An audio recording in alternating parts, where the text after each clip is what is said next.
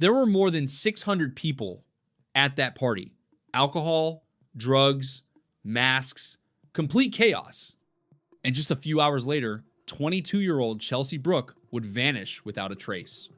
The last time anyone saw her was around 3 in the morning. She was standing outside in a poison ivy costume trying to find someone to drive her home. She didn't have her phone. Her friend was gone too. And then Chelsea simply disappeared. A few miles from the party, investigators would later find her red shoe.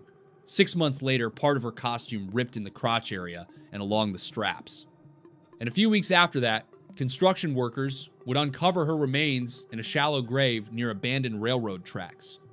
Medical examiners would later say it was a brutal murder. But honestly, that wasn't even the biggest problem. There had been hundreds of people at that party that night. Most of them were drunk. Many were wearing masks. Witnesses gave conflicting statements, invented stories, and pointed police toward different men who were never even identified.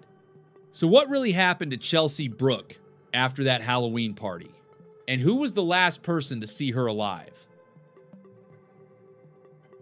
Friends said 22-year-old Chelsea had a huge smile and an even bigger heart. At first, she could seem a little shy, but the more people got to know her, the more they saw how funny, outgoing, and easy to be around she really was. She loved joking around and always tried to see the good in life. And Chelsea was incredibly close with her family. She was the youngest of 5 children, and her sisters called themselves the Brooke Girls. Chelsea had worked as a hostess at Olga's Kitchen for 4 years. And when she wasn't working, she was usually with friends, listening to movie soundtracks, playing video games, reading, or baking. Honestly, one of her biggest passions was food. She was excited to start college, study culinary arts, and finally begin building the career she had always wanted. About 15 minutes from Maybe was Frenchtown Township. That's where a massive Halloween party was taking place, an annual event hosted by Mike Williams, the lead singer of the rock band Pickaxe Preacher. And this year, it felt more like a mini music festival than a house party. Live bands, fire breathers, a huge bonfire, alcohol, drugs. More than 600 people, literally more than the entire population of Maybe, the town where Chelsea lived. Chelsea went there with her best friend Rebecca. She had spent a long time putting together her poison ivy costume for the party's costume contest. Around 1:30 that night, someone took a photo of her. In the picture, Chelsea is smiling and looks genuinely happy. But memories from that night were all over the place. Some people said she had been drinking heavily. Others insisted she seemed completely in control.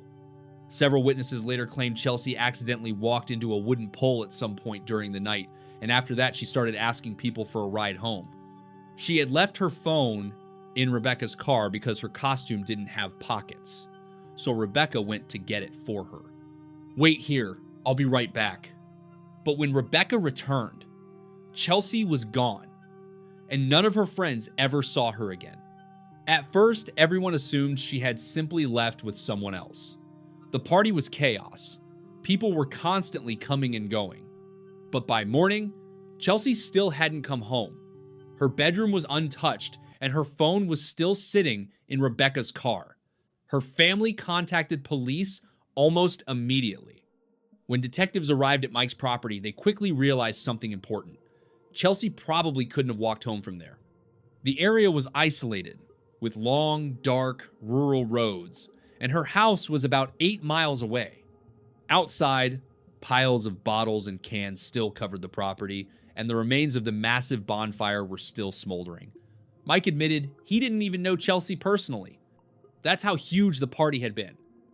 Monica, these search parties are actually very large, but you wouldn't know it. I've seen about half a dozen people go here into the cornfields behind me, but they disappear because they are so tall. There are also several volunteers here across the street. This is the site of that epic house party, the last place Chelsea was seen. Yeah, there's some guilt. That's why, I was I've been doing everything I can to cooperate with everybody. I'm extremely sorry. I've been posting about it on Facebook. I've been trying to make an awareness about it. Hope to God that they find her. The guilt is eating away at Michael Williams. He says he had nothing to do with the disappearance of 22-year-old Chelsea Brooke. Knew I was going to have a lot of people here, but I didn't anticipate the amount of people that showed up. I ended up shutting the party down, turning people away. Police believe Chelsea and her friends were among 600 people at Michael's Halloween bash Saturday night. She wore a poison ivy costume with black fitted pants, a leaf-covered top, and a long purple wig. K-9 units,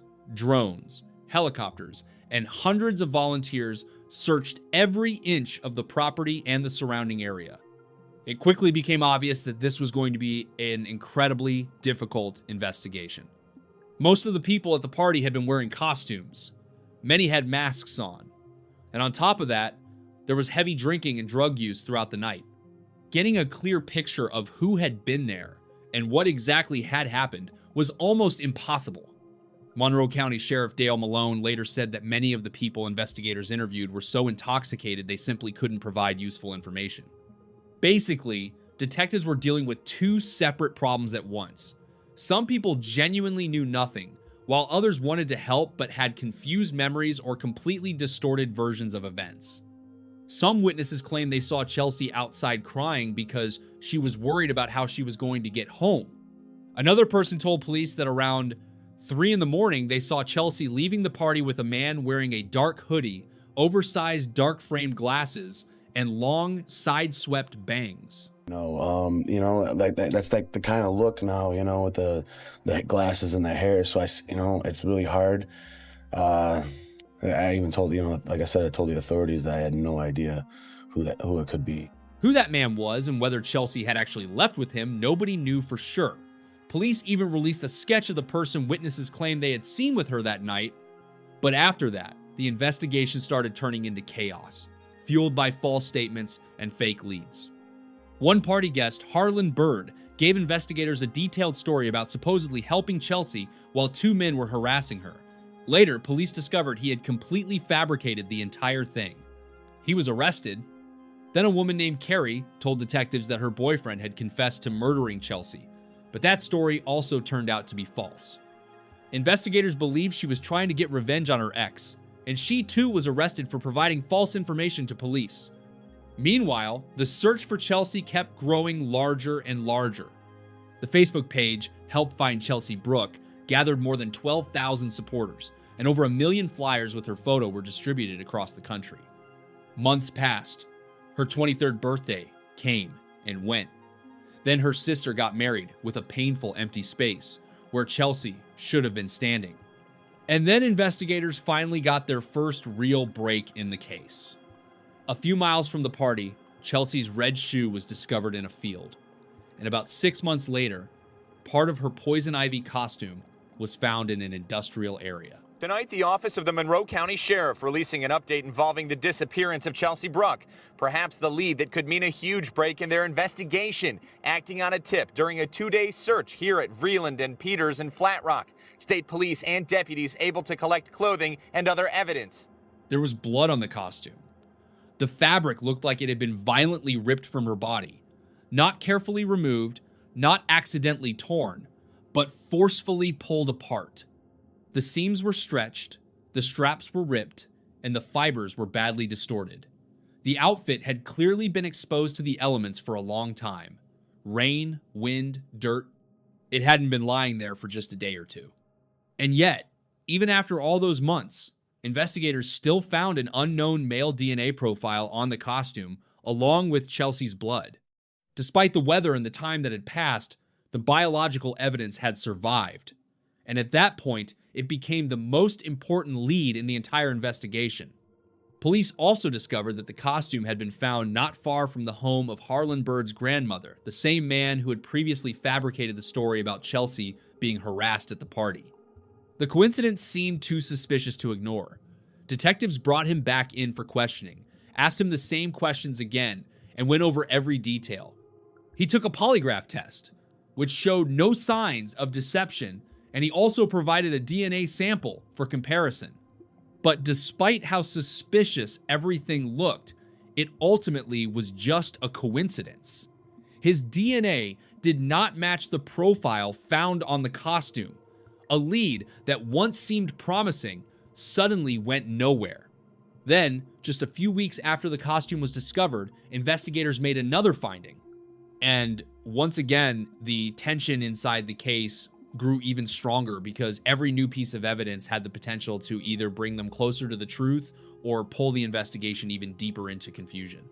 Right now, most of the action is taking place behind me, about a quarter mile into these woods, deep behind me. Still a very active scene right now. State police are out here, the Monroe County Sheriff's Department. I'm going to step out of the way. All we're being told right now is that the body of a woman has been found deep in these woods. I know that there is a crime lab truck out here on scene. The sheriff of Monroe County Sheriff is out here. He's also on scene. Construction workers were clearing an abandoned area near old railroad tracks when they discovered human remains buried in a shallow grave. One of the workers noticed strands of blonde hair and immediately had a terrible feeling it had to be Chelsea. And it was... Purple ribbons on lampposts were signs of lingering hope Chelsea was somewhere alive.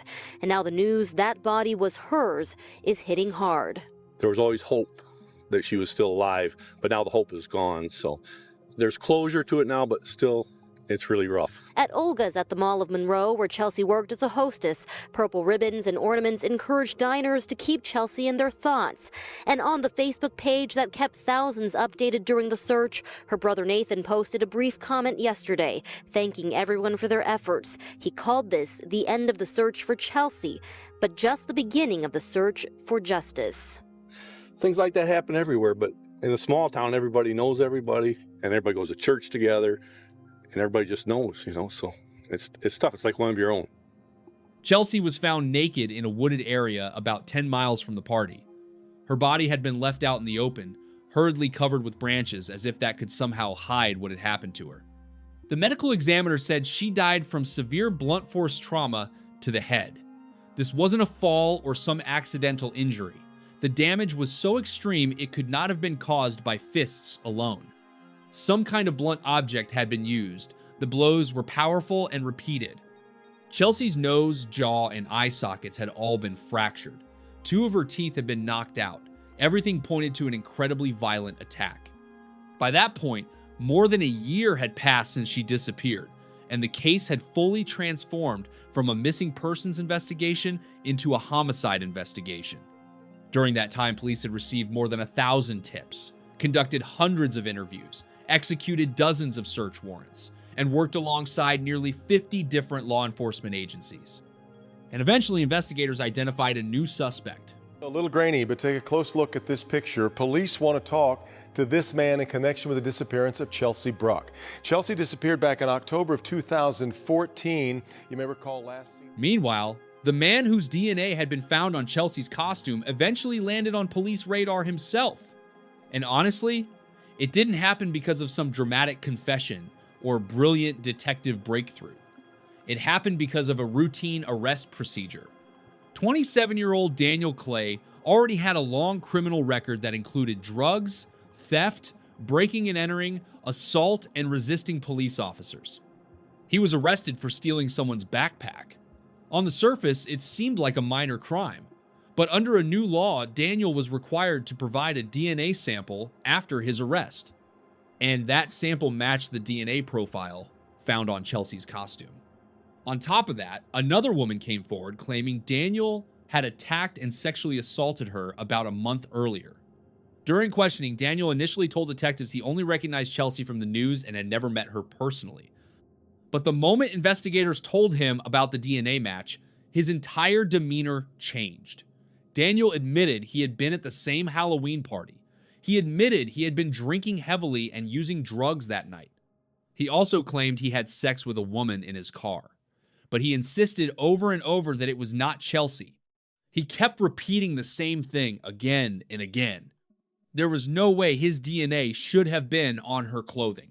But at that point, the evidence was already speaking for itself.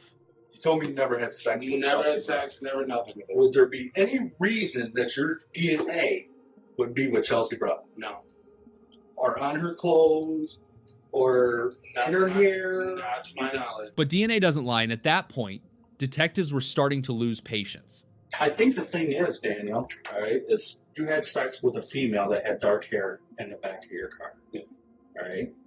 You're telling me you left alone. There's a possibility, all right, a likelihood, and I say likelihood, which I'm 99.9% sure that it was Chelsea that you had sex with. I don't remember when I had sex with that night. I know I was up and had sex with someone. They told him directly there was no point pretending anymore. They were already past the stage of lies. It was skin, right? From force, from tear. Your DNA cells were on where her crotch was torn and where her top was torn. From grabbing her or something. Okay, so that's where your DNA was. I'm past that. Okay, right? I know that you tore that. I didn't tear it. We're past Pulled that. it off or whatever. Yeah. Okay, so but it was torn. You had to tear it. I didn't tear it. But I'm not getting. I had done somebody after me or something. Okay, so there was, and this is the thing. All right, There had to be somebody after me. Something happened. listen to me, Daniel. We're past all that. Okay, all right. I have your DNA where her stuff was torn. That's when detectives took a risk and lied to him about Chelsea. They told Daniel that she supposedly had a medical condition that made her bones extremely fragile, that even minor force could seriously injure her. In reality, she had no such condition. Daniel immediately responded, "Oh, like me, I break my fingers all the time because of it." Detectives looked at him and asked, "So that's what happened? Was it an accident? Did something happen by accident?" The problem is, we need to hear it from you. Because I'm telling you right now, we know you're not some serial killer. The public doesn't know that. Only we do. Daniel paused for a moment and then said, "Okay, we messed around a little." After that, he asked for a cigarette. He admitted that Chelsea was the woman he had sex with in the car, but he insisted he left her alive and unharmed. Either something happened where it was intentional, unintentional, accidental. A few more minutes of prying. After several more minutes of pressure, Daniel finally started talking, slowly, in fragments, like he was carefully choosing every word before saying it out loud.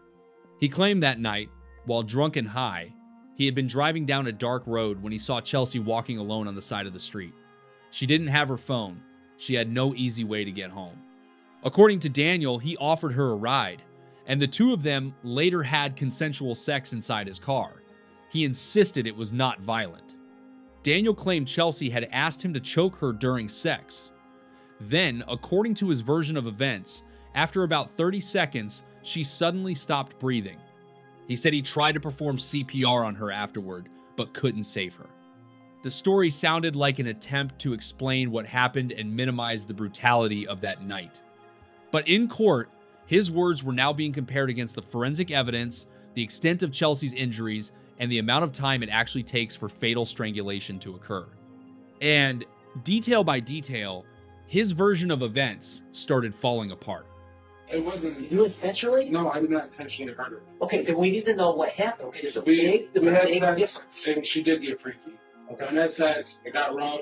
Like, nice and right. I know. Choked her. She told me to choke her. I choked her, and then she kind of stopped, and she was limp, so I stopped, and I'm like, you know, I started tapping her face, and she just stopped breathing, and I stopped. It's like, I'm not trying to have sex with somebody that just passed out on me. I started tapping her, and I started tapping her, and started tapping her. I'm like, you know, I started shaking her. I was going like this and stuff. Like, I was just trying to make her out. Displaced. I don't know. Displaced. I don't know. Significant injury. I don't. Doctor said car wreck could cause that. I'm telling you, I don't remember. Without an explanation, you realize you're going to look like an animal. I know. You know that. I was blacked out. I don't. What am I supposed to say? Like, you remember details. I remember details. You remember details. I remember You parts. still want to say. I remember parts. So Sir, that part we need you to remember. I don't know. Like, I remember going like this and hitting on it and trying to wake her up after I couldn't give her a CPR. I could get the ones here. The jaw thing, I literally have no idea how I did that unless, like, when I was getting out of the car, I hit her head in the door or something, maybe. And it would have had to have been a smash. I mean, not on purpose. I could see that. That I could understand if I did it not on purpose. He said he was in complete shock and panic afterward, and that he spent the next 30 to 45 minutes just driving around. You said you took her out of the car, back and right over. Okay, you took her out of the car, Did you carry her or drag her? I just kind of picked her up and carried her. Daniel said he drove to a set of railroad tracks about 10 miles from the party, then carried her body into a wooded area nearby. Here at 6:43, we are following some big developments from overnight. New developments in the death and disappearance of 22-year-old Chelsea Brooke. Now, this is the news here that was brought to us at 11 o'clock last night. A 27-year-old man from Newport. He is behind bars this morning. Nick Monticelli. He was charged with second-degree murder. Prosecutors also charged him in connection with a separate sexual assault that had allegedly taken place a month earlier. I'm sorry. Daniel Clay apologizing for what he's accused of exclusively to Action News cameras after his arraignment on second-degree murder charges. In court today, he told the judge he didn't want bond, apparently preferring a jail cell. The judge agreed. Clay, who has 10 previous arrests on his record, reportedly told his current girlfriend in a confession from jail he picked up the 22-year-old Brooke after a Halloween party, and rough sex turned deadly. Action News also learning today from sources the suspect had some of Brooke's items in his home. In court, Brooke's immediate family sat in the front row just feet from Clay. Others in the back could be heard seething with frustration and anger, once face-to-face with the suspect. They later left without comment. Daniel's girlfriend, Kelly, later told investigators that he called her from jail and confessed again, but he still insisted it had been an accident. He told me he did it, and I told him not to lie to me, and I wanted the truth. You know what I mean? If you love me, then tell me the truth, like what's going on. And he told me he did it, and it was an... Daniel's ex-girlfriend and the mother of his child, Jessica, worked with Chelsea. They saw each other almost every day. But after Chelsea disappeared, Daniel acted like the case had nothing to do with him. He never asked questions, never made comments, never even mentioned her. Everything changed the day he was arrested. Jessica received 2 voicemail messages from him. In them, Daniel said he was sorry, that he had seriously messed up, and that he was going to be gone for a very long time. It sounded less like an explanation and more like a goodbye. Despite that, he officially pleaded not guilty in court. Later, prosecutors added another charge against him for concealing Chelsea's body. The case was also upgraded to open murder, a legal charge in Michigan, where the jury ultimately decides whether the crime qualifies as first-degree or second-degree murder. In May of 2017, the trial of Daniel Clay finally began. The courtroom was packed with reporters, family members, and people who had followed the case from the very beginning. And for the first time, the story of Chelsea Brooke, a case that had spent more than a year surrounded by rumors, evidence, and horrifying details, was finally laid out in open court. 2.5 years after Chelsea Brooke disappeared from a Halloween party, forensic experts take center stage, talking about what was found when her remains were discovered.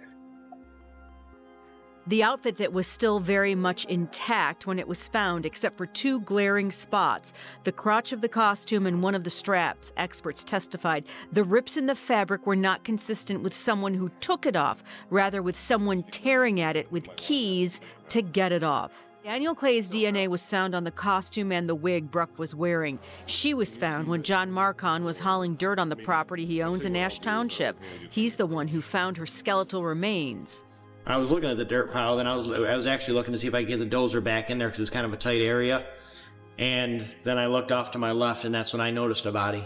The defense argues Brooke was fatally injured during consensual sex with Clay. During cross-examination, Brooke's friend was pressed about the victim's sexual preferences. Did she like rough sex? Sort of violent or aggressive sex? No. The mother of Clay's child was at the same party and is now a witness for the prosecution. She actually made an awesome costume, homemade out of like leaves. And then she had her purple wig and her jug. She says Clay never mentioned Brooke until he was arrested. That he's extremely sorry.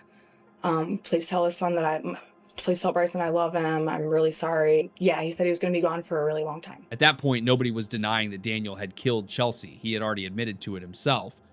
The question now was different. The jury had to decide whether it was intentional or whether it had truly been an accident. And after just a few hours of deliberations, they found him guilty of felony murder in the death of Chelsea Brooke. This is exactly what the prosecution wanted today. Daniel Clay guilty. This is still first-degree murder. The jury basically decided it wasn't premeditated, but they thought it was still first-degree felony murder. meaning that Chelsea Brooke was killed while another felony was in progress, whether that be kidnapping or criminal sexual conduct. It also means the jury completely rejected Daniel Clay's notion that this was somehow consensual sex. And the jury had a lot of options here. One of those two murder choices, and also concealing a dead body. But they could have gone, if they did believe Daniel Clay, with manslaughter. They did not do that.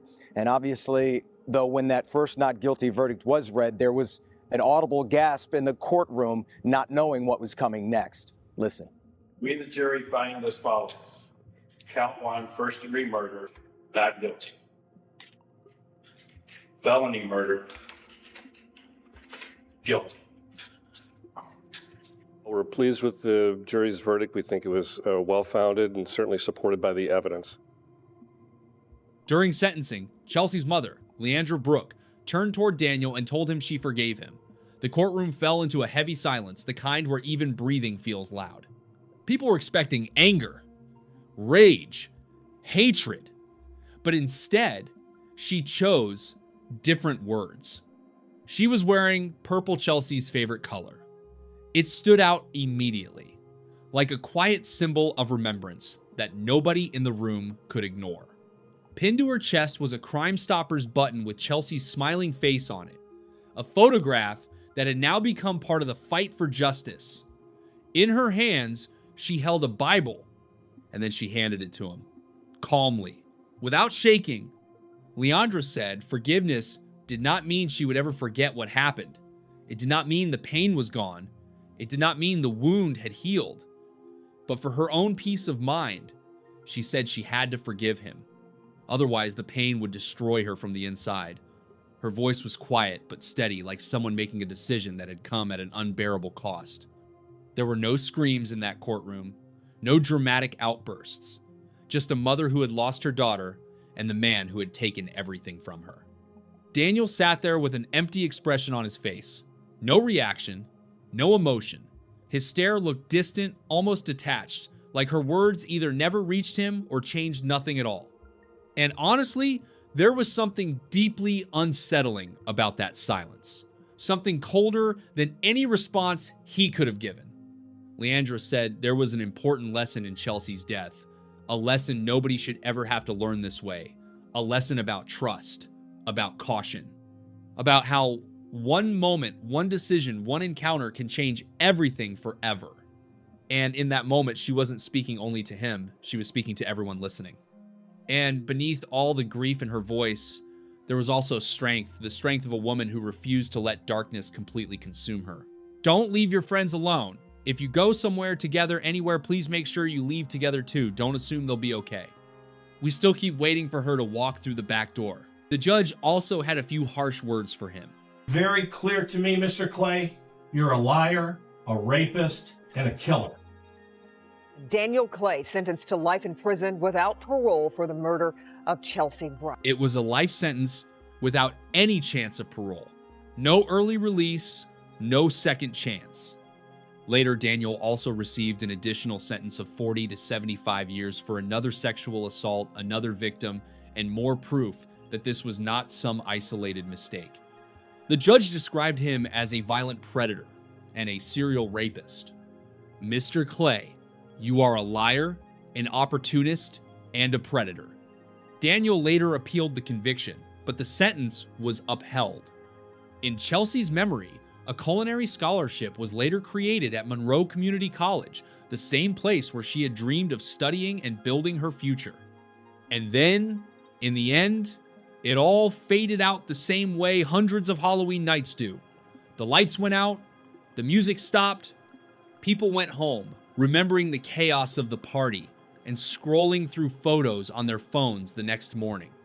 Chelsea Brooke was supposed to go home too. She was supposed to wake up the next day laughing with her friends, talking about costumes, and remembering the party.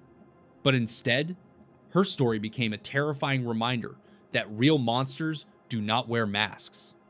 And the nightmare Chelsea faced was completely real.